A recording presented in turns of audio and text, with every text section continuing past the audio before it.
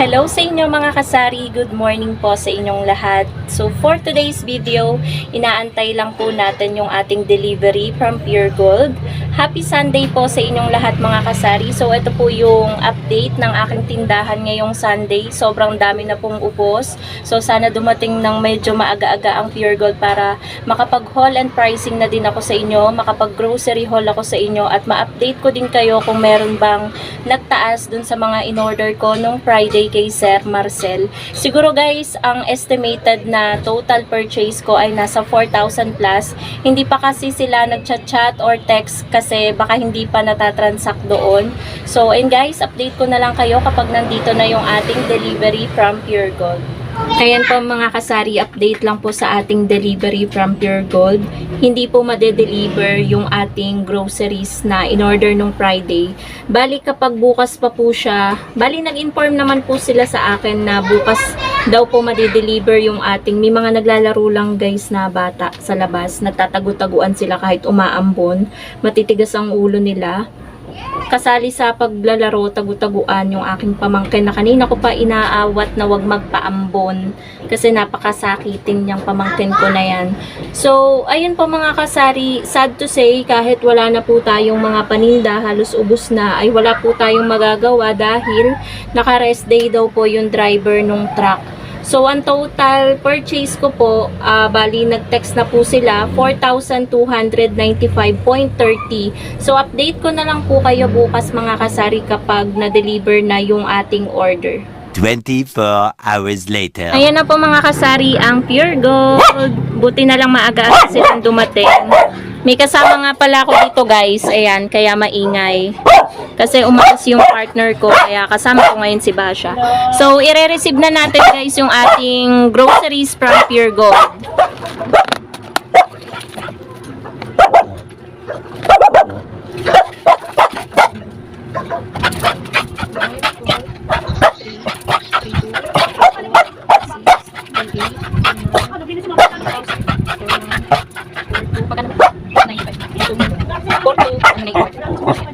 May na ako sa mati.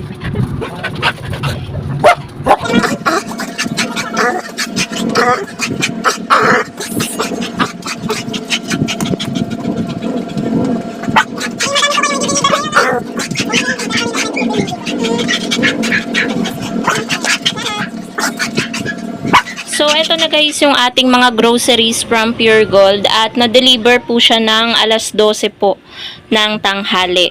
Bago po ako mag-start, mag-haul and pricing sa inyo, gusto ko lang pong i-shout out si Baby Ace Ivan. Ayan, shout out sa iyo. At ayun guys, mag-start na tayo para tapos na din tayo agad-agad at mai-display na din natin tong mga groceries na to. Bali nga pala ito ay nagkakahalaga ng 4,295.30. At wala naman ako guys napansin na medyo tumaas. Same pa din, same price pa din tulad ng dati. So talagang mag-update na lang ako sa inyo ng mga items na naandito sa mga box na to. Bali, 3 box lang yan guys, pero umabot na siya ng 4,000 plus. Ayan, open na natin to. Tinulungan ako guys ni mother na magpasok nito kasi nga wala yung partner ko. Umalis siya kanina, meron lang aasikasuhin and then pinapabili ko na siya nung pang siomai at siopaw namin.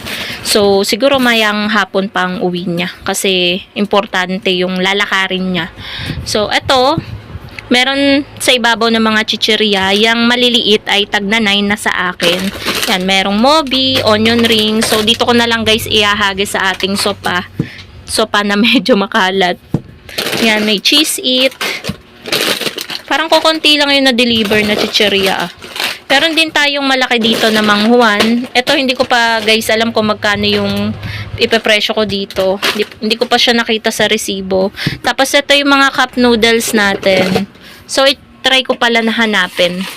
Lalo kasi yung etong jampong. Kasi matagal din akong hindi nagtinda niyan. So, try natin na hanapin yung jampong. Ayan pala yung puhunan niya. So, pwede ko pala siyang ibenta ng 30 pesos.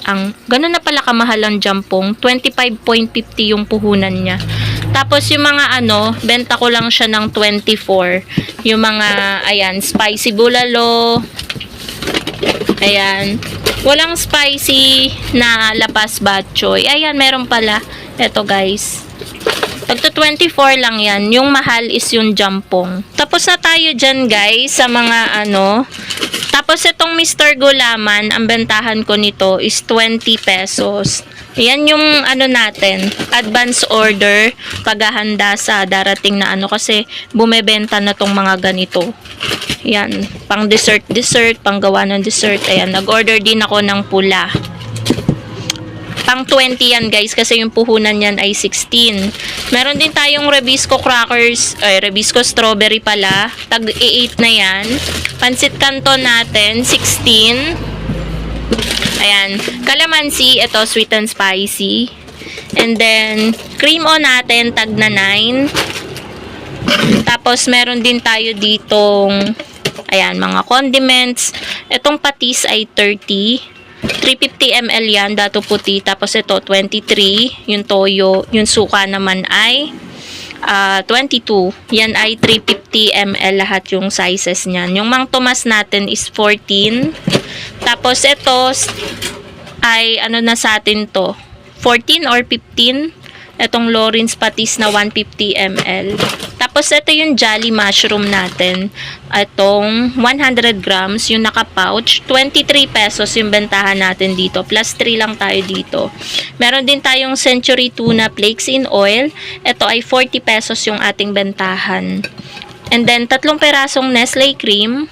75 pesos yung ating bentahan. Plus 10% lang ako dyan. Tapos itong babasagin na UFC ketchup is 32. Tapos ito, 35 pesos yung ating bentahan nito. Yung pineapple juice in can. Ano pa ba? Pineapple tidbits. Bentahan natin ito ay magkano ba? 20. Tapos Energen na Champion, ayan, yung twin pack ay 17. Kada twin pack. Kada isang sachet. Tapos may ketchup din tayo dito. 13 pesos yung ketchup. Tapos yung Great Taste Choco is 15 pesos. Kada twin pack yung bentahan natin. Sa ilalim, ayun yung Copico Black. Hindi pala ako naka-order ng Copico Blanca. 15 pesos din yan guys. So mag-move na tayo dito sa second box. Ayan. Second box na tayo guys. Ito yung naka-promo pack nila. Ayan. Merong natunog na cellphone. Merong naka-bundle dito guys. Ayan. Suki Sari-Sari Sale. 248. May free na Nescafe Creamy Latte. Tapos dalawang haba ng Nescafe Creamy White.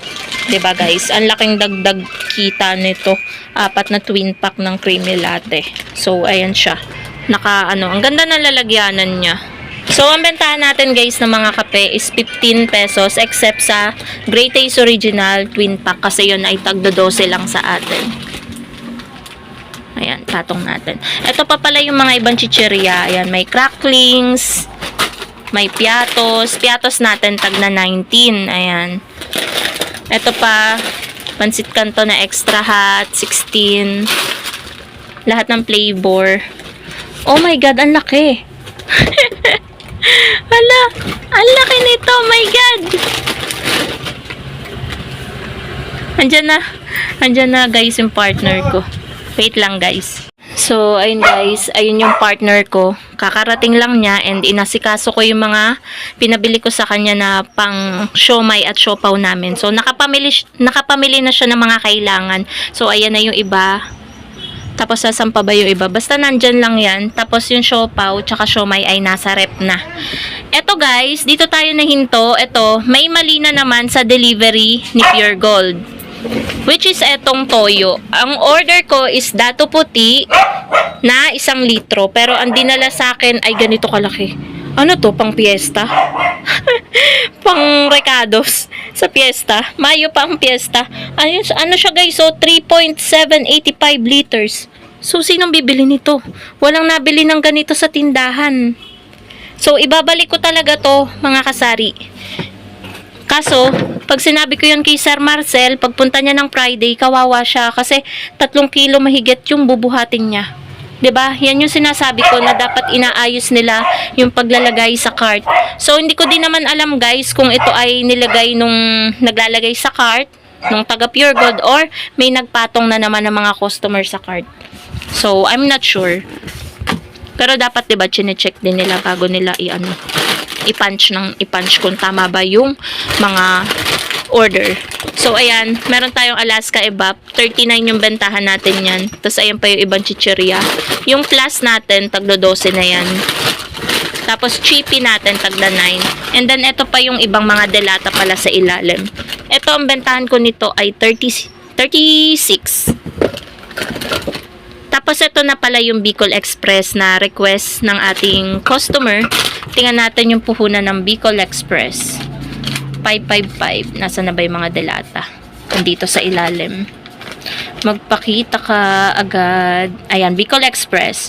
Mahal pala ng puhunan niya. 28.60. So, halos, pwede natin siyang ibenta ng 32. At least, meron tayo dyang 3 pesos mahigit. Parang kapresyo siya ng guys ng mga tuna na apritada, ganun. Tapos, meatloaf natin, ayan. Alam ko 23 bentahan ko niyan pero baka mga 24 na yan. Hanapin natin ng CDO meatloaf, ayan. Mga ko na nga siya ibebenta, 24 pesos. Kasi yung Argentina ko is 26. Tapos meron tayong magic sarap dito. Ayan, may free na bayong. Yan, magagamit natin yan sa kapag namimili tayo. Dalawang haba ito, 5 piso pa rin yung ating magic sarap. So, tapos na tayo dyan, guys. And then, dito na tayo. Aray ko, hirap tumayo. Mahirap kapag may depekto na, guys, yung paa. Ayan. Binuhat ko lang tong upuan. Kasi yung isa, naupo kasi dito yung partner ko. Dito nakalagay ito kanina eh. Ayan. Mga non-food items naman to. Yung todo tipid natin na champion, ayan, yung mee powder tsaka bar, 14 lang yan sa atin. So, mas makakatipid sila dito. And maganda din naman guys yung quality ng champion. Head and shoulders natin is 8. Grabe guys yung puhunan ng safeguard. 19.50 na. 22 yung bentahan natin. So, halos 250 pa rin naman yung tubo natin sa safeguard. Same price sila ng white at pink. Tapos, Downy Tripid Pack natin is 18. 16 naman yung bentahan natin ng mga Tide powder, yung jumbo. Tapos, may Ariel din tayo dyan. Ayan. Gusto nila yung may with Downy para hindi na sila bibili ng fabric conditioner. Yung Silka natin, 20 yung ating bentahan. Ayan. Mababa nga ngayon guys yung puhunan ng Silka. 15.95. So, halos 16. So, 4 pesos yung tubo natin kasi 20 yung ating bentahan. Yung Joy natin guys is 14 pesos yung ating bentahan. Nasa 11 pesos yung kanyang puhunan. So, yan lang mga kasari yung mga groceries na dineliver ni Pure Gold. Ayan. Ito lang yung naging issue ngayong week na to sa delivery. Dahil hindi po ito yung ating order. Ayan. Shoutout ulit sa iyo, Baby Ace Ivan. And happy selling po sa inyong lahat mga kasari. So, magdi-display na tayo dito sa ating tindahan.